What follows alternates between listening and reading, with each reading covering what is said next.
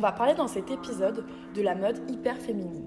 La sexualité féminine a été construite dans l'imaginaire chrétien comme un repoussoir, tel un sujet intraitable qui ferait l'objet d'encadrement, d'interdits, de contrôle. Source de tentation, de décadence morale, de perte de soi pour l'homme, la femme séduisante ou sexualisée a peuplé l'imaginaire occidental, notamment la création mythologique, les récits, l'iconographie, les mesures juridiques ou encore les normes religieuses, avec pour caractéristique fondamentale l'ambiguïté entre crainte et fascination. Ainsi, le corps des femmes a toujours été encadré dans l'espace public et leur sensualité jugée.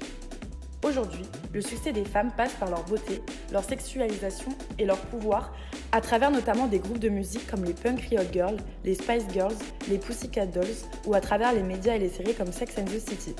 Ce style hyper féminisé met donc en avant les attributs féminins. Les coupes sont ajustées, courtes et décolletées. Le cuir, la fourrure, les transparences, la dentelle, les plumes ou encore la maille qui aura la particularité de mouler le corps comme une seconde peau sont les matières les plus utilisées. Le style est souvent sexualisant et osé.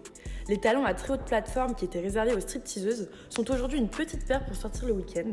Les soutiens-gorge sont des tops et les ongles sont démesurément longs et c'est la norme.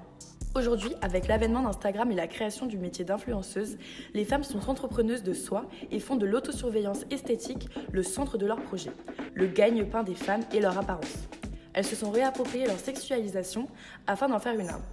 Sur les défilés dans le prêt-à-porter, les vêtements n'ont jamais été aussi révélateurs, comme chez Mugler par exemple, MGA ou encore Versace.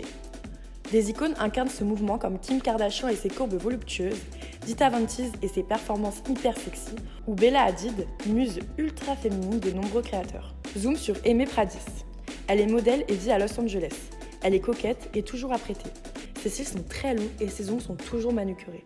Elle se maquille à outrance, inspirée par les années 2000. Ses couleurs sont le rouge, le rose, le noir et le violet.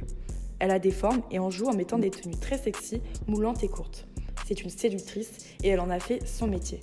On la voit manger dans des restaurants classe de Los Angeles et elle part en vacances à Miami ou à Cuba où elle nous reporte tout dans ses stories Instagram.